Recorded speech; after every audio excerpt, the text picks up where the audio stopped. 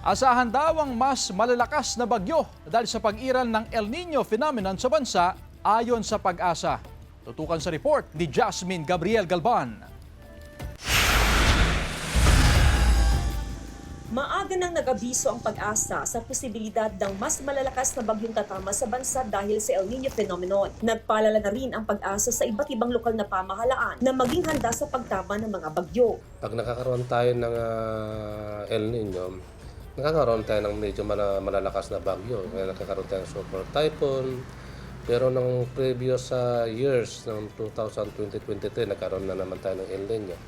Yung susunod na taon, yun, malalakas na yung mga bagyo. Sa mga nakalipas na buwan, sunod-sunod na ang pagpupulong at pagsasani ng mga kawani ng lokal na pamahalaan sa Dagupan City. Tumutulong din ang LGU sa pamamahagi ng mga rescue equipment sa kada barangay. Ito'y para matiyak na meron kaagad magagamit sakaling may mga kailangang i-rescue na residente. We will be supporting yung mga barangays in terms of may mga barangays kasi na maliliit at hindi kaya ng kanilang budget. May mga naibahagi na sa kanilang mga equipments and last year ata may mga rescue vehicles naman and for this year may mga naibahagi po sa kanila.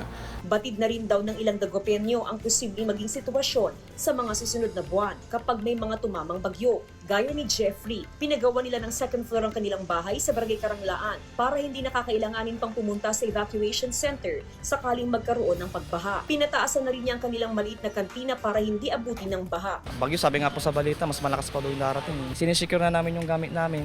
Itatas na rin po namin kasi dati dito lang po yung mga upuan. Medyo itatas po namin, ilalagay na lang namin doon para hindi po abutan ng baha. Kasama si Ron Alister Taniedo, Jasmine Gabriel Galban, One North Central Luzon.